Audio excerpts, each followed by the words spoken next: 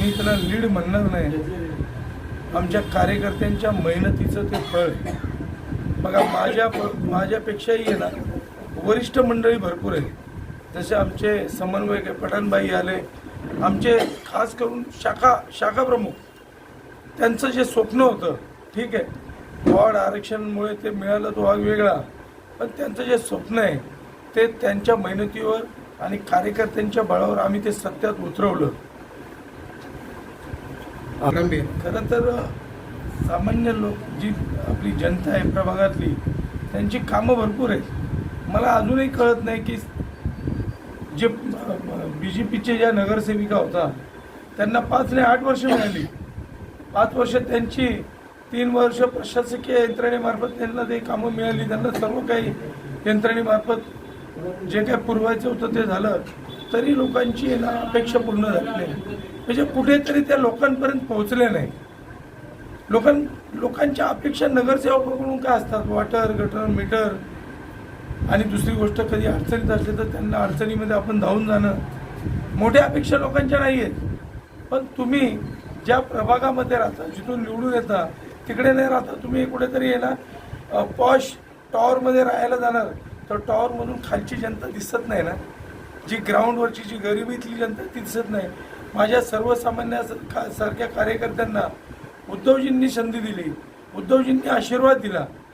कारण की 30 वर्षानंतर ना भगवा फडकला या प्रभागामध्ये, आणि मी इथे झोपडपट्टीत राहणारा एक सामान्य कार्यकर्ता आहे. आणि सामान्य कार्यकर्ता असल्यामुळे इथल्या सामान्य लोकांची काय समस्या आहे, त्यांच्या अडचणी काय आहेत, ह्या मी चांगल्या पद्धतीने समजू शकतो आणि मी ते पूर्ण सोडवण्याचा प्रयत्न करेल, एवढंच मी सांगू इच्छितो. तुमच्या एरियामध्ये 20% स्लम एरिया, तरी त्यांची समस्या आहे, बाथरूमची आहे, पाण्याची आहे, परत रिडेव्हलपमेंटची सर्वात मोठी समस्या आहे. त्याच्यामध्ये आमच्याकडे वन विभाग येतो. खरं तर माझा जन्म इथे झाला आहे, मला माहिती आहे वन विभाग कुठून कुठपर्यंत आहे, पण त्यांना वन विभागाच्या नावाखाली त्यांची घरं उद्ध्वस्त केली. आता त्यांचं पुनर्वसन होत नाही. ठीक आहे, तुम्हाला पुनर्वसनच करायचं ना, मग लवकर करा ना. त्यांना जे बिचारे ते लाईट, बघा प्रत्येकाला आहे ना रोटी कपडा मकान, पण त्या सगळ्या व्यतिरिक्त त्यांना पुरेशी वीज पाहिजे. कारण की आज अभ्यास हायटेक झाला आहे, मुलांकडे लॅपटॉप कम्प्युटर आहे, त्याच्यावर त्यांचा अभ्यास चालतो, आणि अदानीवाले येऊन इथे दिवसभर लाईट त्यांची कापतात. एकदम काय म्हणतो, त्यांची परिस्थिती खराब आहे.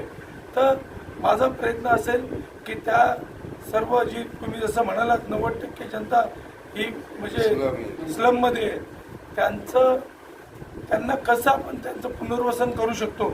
आणि माझा तर पूर्ण प्रयत्न राहील की आहे त्याच जागी, शासनाला पुढे जमीन मिळत नाही ना, मग आमच्याकडे आहे ना, आमच्याकडे आहे, गोशाळेची आहे ना. तुम्ही 99 वर्षाच्या याच्यावर जर लोखंडाला देऊ शकता, द्या ना गरिबांना इथे.